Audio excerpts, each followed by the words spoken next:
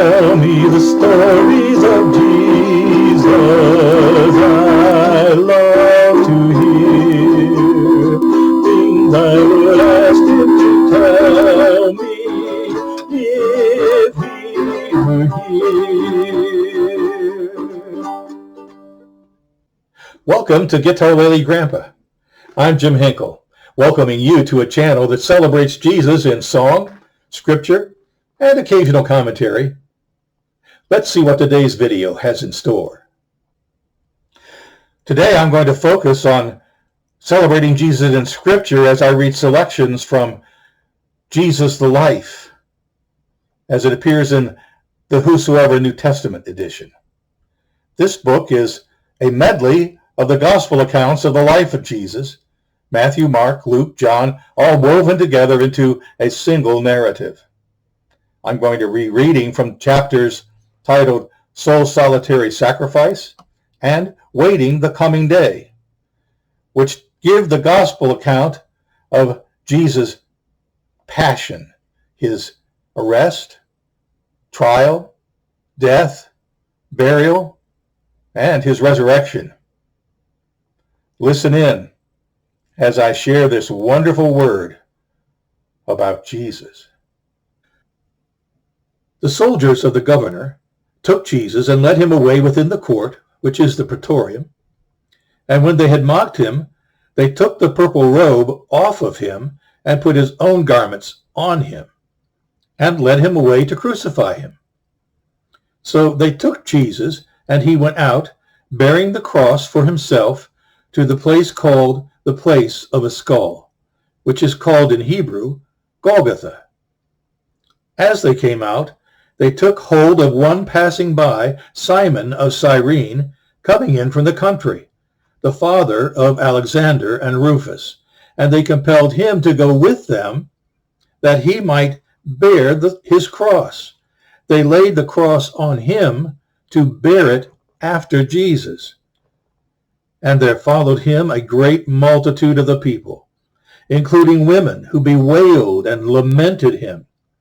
But turning to them, Jesus said, "Daughters of Jerusalem, don't weep for me, but weep for yourselves and for your children. For behold, the days are coming in which they will say, 'Blessed are the barren, and the wombs that never bore, and the breasts that never nursed.' Then they will begin to say to the mountains, 'Fall on us,' and to the hills, 'Cover us.' For if they do these things when the wood is green, what will be done when it is dry?" There were also two others, criminals, led with him to be put to death. So they brought him to the place named Golgotha, which is in translation, the place of a skull. And they offered him wine mingled with myrrh and gall, and when he had tasted it, he would not drink. Then they crucified him.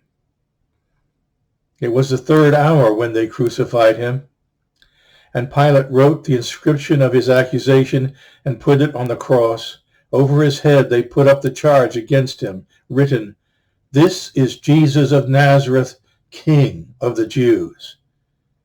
Therefore many of the Jews read this title, for the place where Jesus was crucified was nearby the city, and it was written in Hebrew and in Latin and in Greek.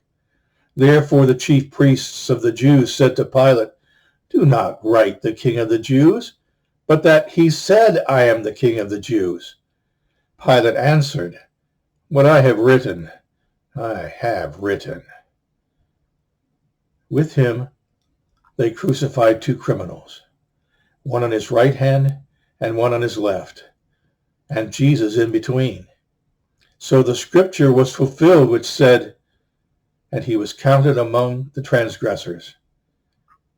And Jesus said, "Father, forgive them, for they know not what they're doing."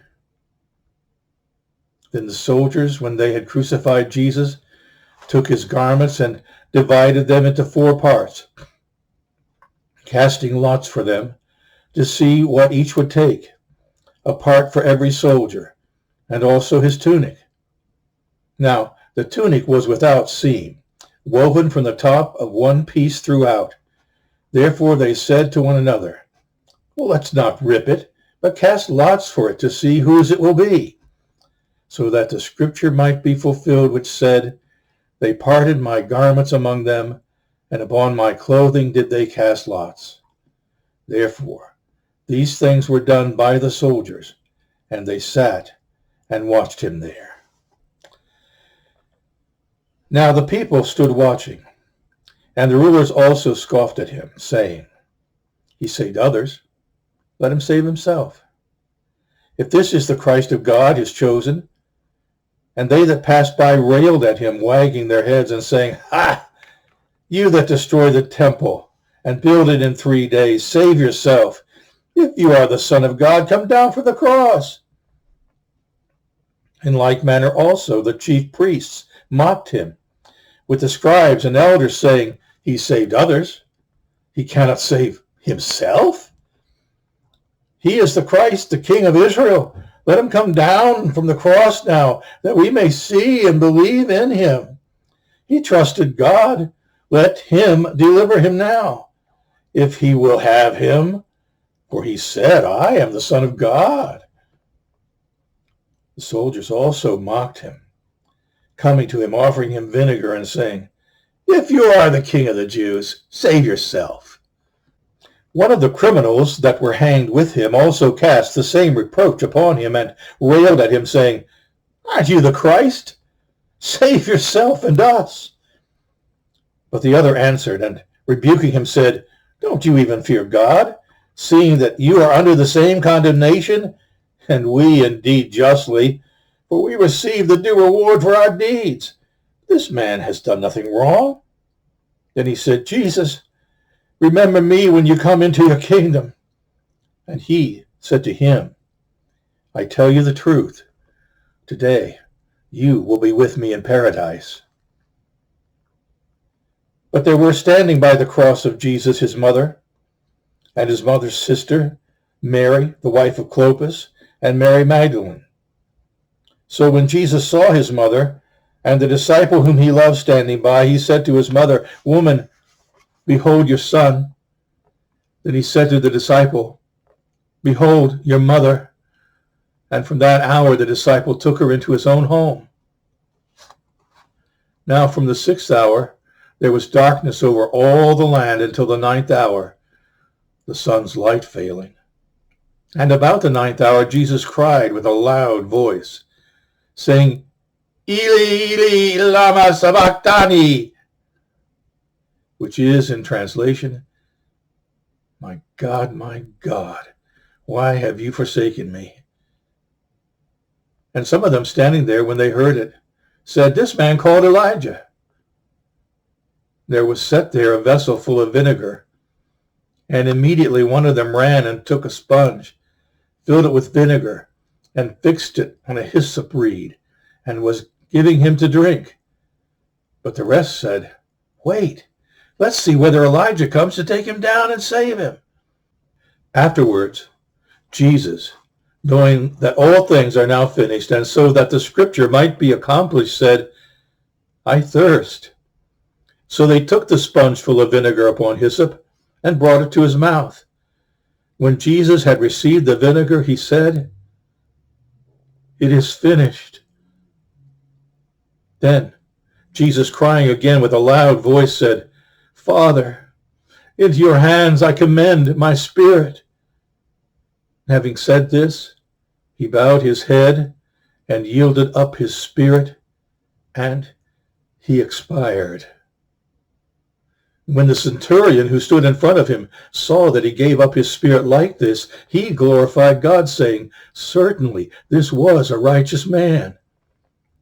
And behold, the veil of the temple was torn in two down the middle, from the top to the bottom, and the earth quaked, and the rocks split, and the tombs were opened, and many bodies of the saints that had fallen asleep were raised, and coming up out of the tombs after his resurrection, they entered into the holy city and appeared to many.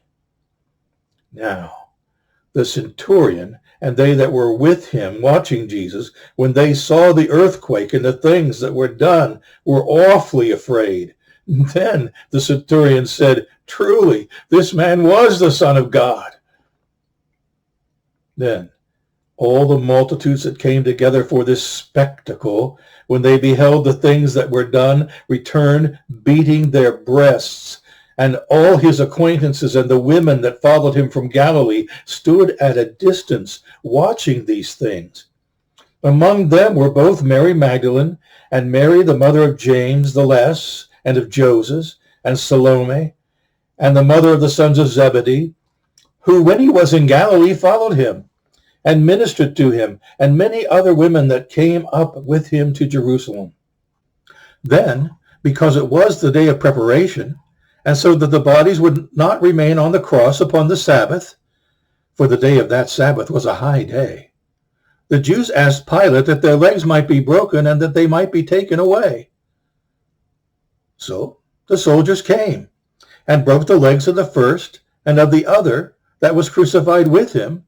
But when they came to Jesus and saw that he was already dead, they did not break his legs. Even so, one of the soldiers pierced his side with a spear, and right away blood and water came out. He that has seen this has borne witness, and his witness is true, and he knows that he speaks the truth, so that you also may believe. For these things came to pass so that the scripture might be fulfilled. Not one of his bones will be broken. And again, another scripture said, they will look on him whom they pierced.